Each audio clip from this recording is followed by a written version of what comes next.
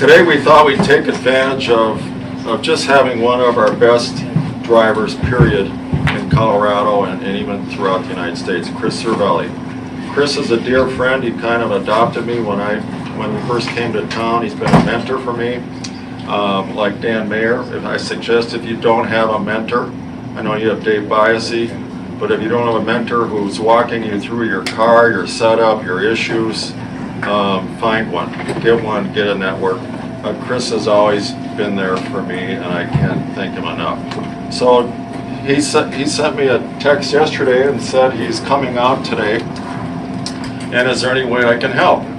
So I suggested, of course, hop in, mostly with me. But I said, what else? And he said, oh, maybe I'll do a classroom session or a talk on something. So we picked the topic of the art of braking. Because anyone could smash on the gas, but braking is a whole nother ball game. And so Chris is going to lead us through a discussion on that. It's going to be a give and take. It's not just going to be Chris. It's going to be your CDIs and your instructors, and all of you give your feedback as well as we do that. So, Chris, come on forward. Let's give him a hand.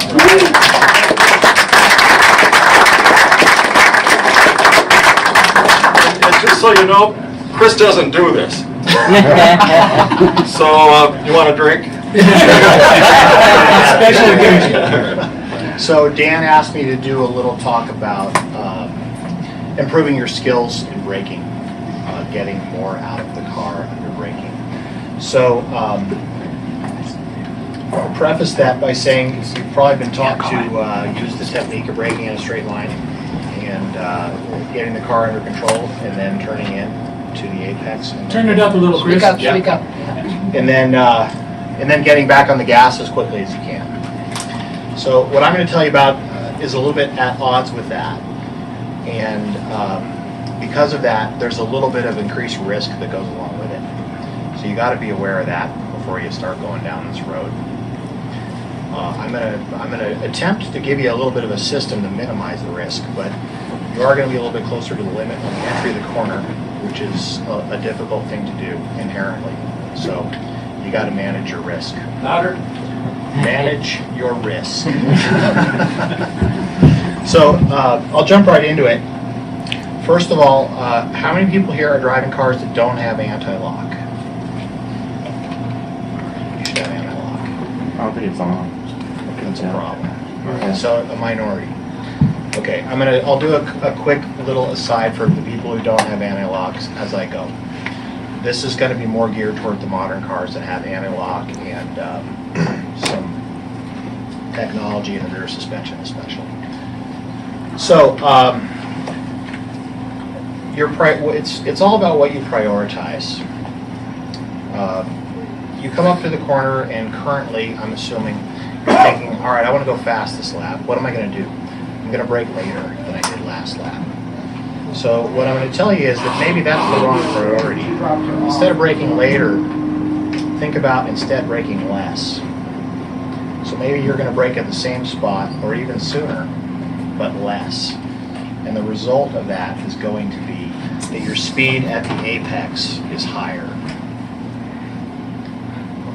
Your speed at the apex being higher is going to give you a higher average speed throughout the corner, even to a certain extent if you get on the gas later. You're almost certainly going to have to get on the gas later if you get deeper into this technique. That's okay. So right now what we're focusing on is the process of getting comfortable with this extra entry speed, and in doing so we're probably going to give up a little exit speed. After we're comfortable, we can come back and find the exact compromise that gives you the best lap time. And for the learning tool, you're going to give up a little exit speed at first. Okay. So it's a simple concept, braking less. So it can be difficult to actually execute. You come up to the corner and you think, all right, my braking point is somewhere up ahead here, but for this time, I'm going to brake before that, and I'm going to use half the brake pressure that I normally use. You're going to get through the first half of that brake zone a little bit faster than you've been because you're braking a lot less. And you're going to get through the second half of the brake zone a lot faster than you've been because you brake so much less. And that's going to feel pretty intimidating at first. That speed from, say, the middle of the brake zone to the apex is going to feel pretty intimidating at first. So that needs to be a small bite every time, 1 mile an hour. Or instead of cutting your brake pressure in half, cut it by 10%. See what that feels like. The car is going to feel completely different. You don't have all the weight on the nose now. The car maybe doesn't have quite as much stability, especially if you have a car with anti-lock and you're using the anti-lock. It really wants to go straight when you're using the anti-lock. When you're not using that, now you've got some more steering control. And you're going a little bit faster, so maybe the rear end's a little bit looser than you're used to. So you've got to consider all of that stuff. Everybody following me so far? My general concept here. So you're not using much, the throttle is kind of irrelevant here? We're not talking about that yet. We're brake point to apex. We haven't thought about getting off the gas yet, so yes, it's irrelevant, except for your downshifts. You'd be flipping for downshifts as normal. Chris, you want to talk a little bit about what are good corners to be trying this in here and where not to? That's a great point. Not turn 4. I think that's what Doug wanted me to say. And he's correct. Yeah, you need to, you're doing something new, you're probably going to screw it up. So you got to give yourself a second chance there. And that means turn 11, turn 2, good place to do it. You got a lot of room to gather it up, and if you do happen to blow it, you're not going very fast, and most likely it's not going to be terrible. Scott. So is it correct that I heard that you said not only brake less, but brake a little bit earlier to get you? Probably earlier, yeah, at least at first. So, But yeah, doesn't that give you? At first, it will give you maybe the feeling like you're coasting a little yes, bit, right? Yeah. yes, and that's glad you bring that up. So you get the don't coast lesson early on, and this is going to violate this here and there. That's okay. This is a learning tool. This isn't what you're going to do when you're qualifying. It's a learning tool. So you got to get the skill, and then you build it into your repertoire. Getting the skill requires you to do some non-optimal things. So, unlike Perry Mason, I don't know the answer. How about if you're out on the track and there's no one behind you, it's clear, and you just slow down and not brake, but just slow down and take the turn and focus on a certain speed where you're maximizing and just focusing on the line and hitting that apex and so on. Is that an idea? So that is a good learning tool. That brings up another good point here. There's a couple corners, turn 3 for instance, depending on how powerful your car is coming off turn 2. It's either an ever so slight touch of the brakes or just a lift. If right now you're braking, you should really try not to brake, even if that means lifting way earlier than you otherwise would. Now, I'll tell you what the good learning tool is there. In that case, your feet are going to be off both pedals. You're not going to be on the brake, you're not going to be on the gas, and that feels really, really weird. But it's a good skill to have because it is a part of a qualifying lap at times. It's a little bit weird. It doesn't happen all the time, but it does happen. But what that feels like is that you let go of the steering wheel. One of your points of contact to the car is no longer engaged. It's a strange sensation, but one that you need to learn how to deal with. Say, Chris, when you say brake less, does that mean don't get on it as hard, brake a shorter period of time? Because I've heard some people say, well, if you got ABS in your car, just smash the brake, let the ABS do its job, and then go So on. brake less means less brake pressure. You're not pushing the brake pedal as hard. Okay. You're not So slowing then you down. wouldn't use the theory of let the ABS do its job. At times that's appropriate, but for this exercise, no. Okay. Yeah. So where was I on Dan's question? Yeah. You're describing coasting. Right. Yeah, which isn't normally part of a qualifying run, but again, it's a useful learning tool. So, for instance, turn 11 and 2, they have a really long entry. You can look at. Can we do a turn 11 or turn 2 picture? Sure. Go down. Excuse me. Go down a few, we got some, There. keep going. Okay. There's turn 2 right there. Okay, perfect. So there's a bunch of different ways to do this, but if you brake less, say your normal braking point is here. Why don't you stand on this side so we stand on can that side, see yeah. it? Normal braking point is here. We'll back that up a little bit to here, but use half the brake pressure. And then maybe, okay, by here, I'm going slow enough. I'm just going to release the brakes, but I'm not really ready to get on the gas yet. There might be a coasting period here. That's okay. As you get better at this, your brake point is going to move up. And your brake release point, and this is the really important end game of this, is that you're trying to move your brake release point. I jumped ahead a little bit there, but that's okay. Your brake release point as far around the corner as you can get. You probably are noticing that if you're braking in a straight line here, you turn into the corner and it feels like you have to wait 10 minutes before you get on the gas as the car comes around there. So that waiting period is something you want to shorten as much as you can. So you can shorten it by getting on the gas earlier, which you may or may not be able to do because you run out of track here. Or you can shorten it by braking later and carrying the brakes longer. So I'll try to give you a realistic, optimal brake release point in something like a GT3 911. 911s do this the best. The brake release point would be something like here. And then if it was a powerful 911, it would be coasting or near coasting to here. The less powerful one maybe to here. And then something like a turbo, maybe to here. So again, that don't coast rule doesn't always apply. Don't be afraid to coast a little bit during your your learning here. So the late brake release point. I'd like to hear some questions on that. Make any sense? Is that like vastly different than what you're doing?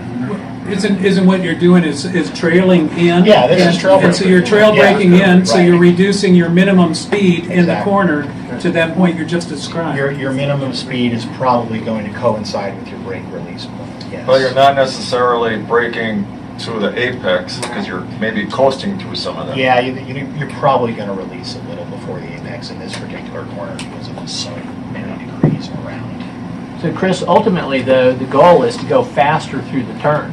I mean, that's Yes. what this is all about. Higher Is average you want to go speed. faster Yeah. through the turn. Mid-corner speed. Right. So so we call it the minimum speed on the data. What is the lowest speed that you hit in the corner? Yeah. And that is a good but slightly rough indication of how fast you went through the corner. The guy with the highest minimum speed usually has the best section time from here to here. So again, I talked about priorities earlier. Think minimum speed. That will almost never steer you wrong until you overdo it. I just want to make sure everybody gets the distinction between thinking about minimum speed here versus thinking about braking as late as possible here and getting on the gas as early as possible here. It's very different things. It's going to feel very different. And by definition, when you're maximizing your minimum speed, if that makes sense, the car isn't going to have grip left over to brake or accelerate. So there's going to be a bit of a coast period there. The coast period is really short in, say, a 90-degree corner, but in this corner it is, legitimately something like that. So when you're practicing something new, I would suggest not doing it in traffic. But make sure you have plenty of space before and behind you. And be conservative, as you said, take baby steps. So I talked about the anti-lock car versus the non-anti-lock car briefly before. When you're working on anything prior to apex, brake application to apex, the car is automatically in a less stable mode than it is from apex on out. Stable means, what does the car do when you let go of the steering wheel? Or better phrase is, what does the car do when the driver does nothing? When it's stable, it just continues on its path without the driver doing anything. Most of the time, when you're near the limit on the entry phase, it's not going to be stable. It's going to require constant attention by the driver. And the slow in, fast out driving style is an attempt to mitigate that, because the new driver doesn't have that ability to give the car that much attention through the entry phase. So, what does that mean? Be careful. You need to be paying attention when you're doing this. So, all your newer cars, say 993 on, and they just get better as time goes on. All the work that they do to the suspensions to make those cars right, all the work in the stability control, the ABS, and all that stuff is with this driving style in mind. So if you find yourself really fighting the stability control, this is why you guys are not in agreement on how this corner should be done. When you're using this style, you'll find that your stability control probably will come on only when you've made an error, or maybe when you've really gotten it right and have the car doing a nice four-wheel slide, depending on what model you have. So is it better to switch off the nannies? I'm not really a proponent of that. If you have a sporty model, a GT3 or something like that, Cayman R, GT4, something like that, probably no. I think in that case, they're only going to intervene when you've made a mistake. If they do intervene and you say, all right, I didn't make a mistake, I just really had the car in the limit there and it was a bit unstable and it saved me for that, maybe then it's appropriate to switch them off. I know it's our code in the club, we try to preach keeping it on. It's there for you. So the beautiful thing about keeping it on when you're doing this is that you're going to get the stability control. Everybody knows what that feels like. Yeah, It hauls the car down really effectively. If it does that, it just told you made a mistake. So it gave you that instead of a spin. So that's probably better.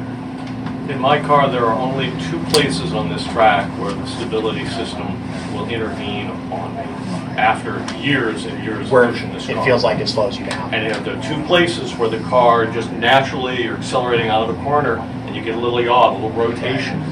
Exit of 8, exit of 11. And And anywhere else, if you're seeing that light blinking at you, pretend it says next to the light, ham fist.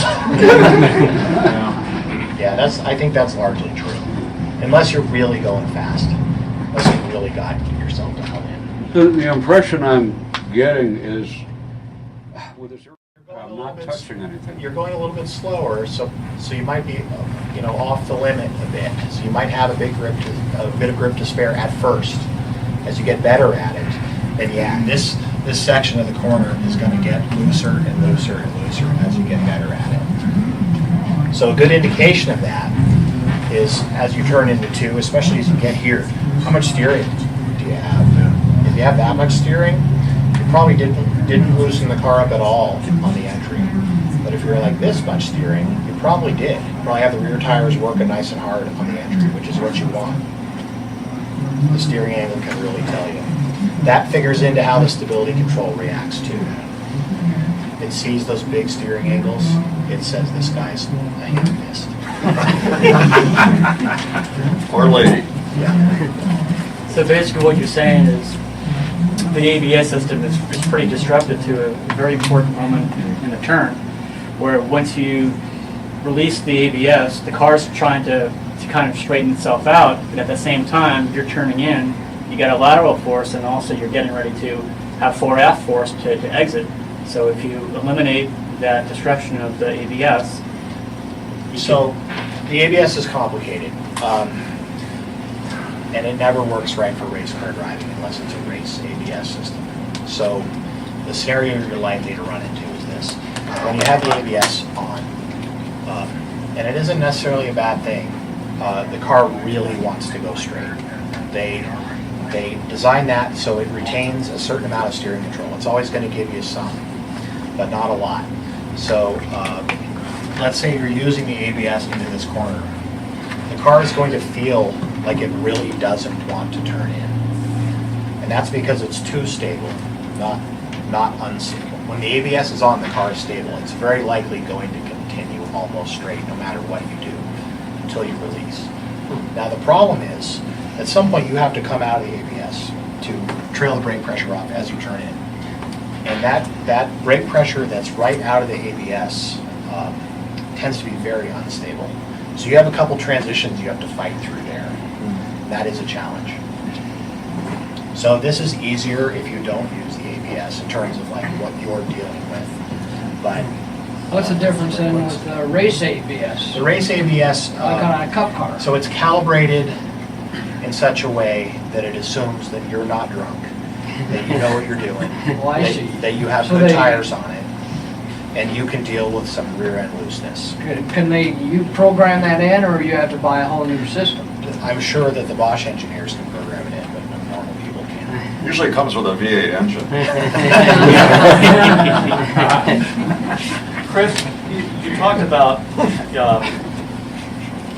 you having to deal with the transition. Right. You have to, I think you used the phrase, fight with the Right. wheel. Talk about, what does that mean? What's the driver doing at that point? So What are they dealing with? optimally, you would like to have this smooth release of brake pressure, and that would be accompanied by a smooth steering angle change. It wouldn't necessarily be this way or that way, but it would be smooth. What's likely to happen is that you're going to have a fair amount of steering on when you're trying to get the car to turn on ABS. And then as soon as you come out of the ABS, the car is probably going to suddenly oversteer. And you're going to have to reduce the steering angle to keep it on the same path. And if you anticipate that, you're even better off. That's not simple. I mean, that question's totally realistic because you are dealing with that, but it's a bunch of non-linear things that you all have to deal with. So, Question? Yeah, totally ignorant. So I've been driving my car for 5 years on different tracks, and I've never had the ABS come on. So am I doing something wrong? you're just not doing pushing something hard right? enough. Just push the brake pedal harder. Well, do I want it to come on? You should experiment so you know what it's like. Because Well, one of these days somebody will spin in front of yours. Okay, because I know what it's like. Because the first year I had the car, the ABS came on every time I touched the brake. Turned out the previous owner had put the wrong size tires on the back. Right. I spent a whole year and a whole bunch of dollars figuring that out. I mean, they went through ABS and everything, so I know what it's like. So my philosophy on driving a street car, a converted street car with street ABS, and that's what I've done for the last 3 years now, is to use it, but not to its maximum potential, because you really can't. It isn't consistent enough, and it doesn't work perfectly. So I'll usually touch it, especially a corner like this. I'll usually, the right front wheel go into ABS and then kind of leave it there, and then use it whenever I get into trouble. This is a great aside. If you have an ABS car, whenever you get into trouble, your response should be maximum brake pressure. There's very, very few exceptions to that. Chris, you want to mention maybe like ice mode too? That way some people Yeah. have that, Yeah. especially on like the 996 car, Okay. that was a big Yeah, problem. I should. Let me finish that point. Like I said before, when you're in ABS, car wants to go straight. So if you find yourself in big trouble and you think you're about to spin or something, you're going to go off, whatever, that quick hit, real hard brake pressure, like as much as you can do for a second or two, is going to take off 15, 20 miles an hour. And then if you release the brake pressure, all of a sudden you're going slower and you can start steering and doing what you got to do. You can't do that without ABS. And that's a big loss in my opinion. That's a huge safety net. But you gotta have that. You gotta have yourself trained. A lot of brake pressure, all you got, instantly. And that's not something you normally practice. Good thing to practice. John mentioned ice mode. Many of the cars, the ABS is calibrated for the tires that they come with, and it works properly. And then people put our compound tires on it. The system gets a little confused, and it thinks you're now decelerating so hard it thinks you are on ice. And because all four wheels are decelerating at a rate that's more than it thinks it ought to be able to do. And what it does, it backs the brake pressure off greatly. You get this hard pedal, the car doesn't slow down. And it's very scary and hard to do. So what's prone to that? 997s, I'd say Cayman's probably works. 996, all the GT3s through 997. Cayman will do it. Yeah. You know, Caymans will do But it, the my car was doing it. Boxers don't seem to do it too bad. The more the car is modified, the more likely that is to happen. The faster you're And going. really, the only way I've had it happen, because we fought, Chris and I fought it, we ended up going to a Cup car ABS and then solved all of the issues. And, you know, basically, you get a hard pedal, and of course, it always happens at the end of the long straight. And, you know, the natural reaction is you got to press harder, you know, because you're running out of room. Right. But the only way to get out of it is to fully release the brake and then reapply. But you remodified yours though, didn't you? No, I'm Yeah, running a that's- Cup ABS, so it's yeah. it's not. But you know, I had those problems. I had run off a couple of times because of it, and I had to train myself to really. Where it manifests itself is if you do a really fast transition to where you Yes. jump on the brake. That is the key for any car without racing ABS. Your initial brake application needs to be slightly gentle. Yeah, kind of a squeeze-on application. If you do a maximum effort instantaneous, it's going to brake less than it can. Yeah. It's going to assume. Or if you're going into a slightly bumpy zone, Yeah, all bumps those don't kind of. Yeah. You know, and the bumpier this track's gotten over the years, the worse that problem has gotten. And again, you generally won't encounter that unless you're really pushing, kind of like Yeah. Chris is saying, unless you're pushing that car at 9/10 or beyond. You know, at 7, 8/10, you won't get into It's very it. disconcerting. So it's something for people to keep in mind, because generally people don't know what it is, will Yeah. run off. Yeah. If you don't know John Selinger, John has that 05 GT3 that flies around the track. And They ought to ban him. Turbo. I like to think of it, what's happened to me, I like to think of it as, it's like if your pedal went soft. It's not soft, but if it isn't working, pump it. Yeah, yeah. That's what I keep Yeah, hearing. right. Okay, so what did I not cover about this? Could I, you know, this corner right here where you're sort of naturally kind of waiting to get around the thing, and that all makes perfect sense, you know, to try. What about on the really sharp ones? You talk about any kind of trail brake or Turn eight. braking technique, like it's Turn like eight. 6 and 8. So, 6 or 8. yeah, give me turn 8 here. Does that work for it? Let's go back. It's on the back. go a little more. Yeah, that'll work. Go back. Keep going. 6 going. is such a Show up. special Okay. case. 8's going to be better. There we There go. you go, okay. So, this is a hairpin. There's one feature about hairpins, which is obvious when you look at data all the time. You can't gain much, but you can lose a lot. So, I kind of gave up trying to really maximize this, but here's what you ought to do. You're going to come in on the obvious, what side is this? This is backwards, I'm confused. That's Right right. side. Yeah. You're going to trail brake to say here. And your pause area is going to be somewhat less here because you don't have this big wide, you know, although, yeah, it's fewer degrees than turn 2 to 11. And also you've got this exit is kind of wide here, and this exit road can help you a bit. So the exit doesn't feel so pinched, so you can get on the gas a little bit sooner. To answer your question, it's similar to turn 2, except your pause area, your coast area is less. But the concept is the same. You're going to want to make that brake release point as late as you can make it. This is another good place to try this.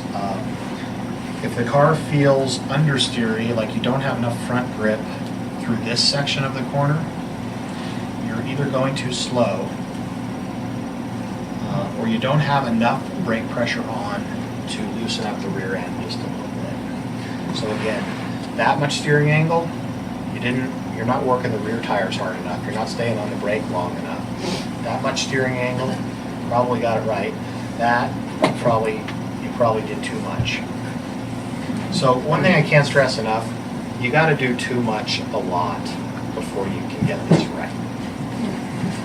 You got to err on the side of too much a lot.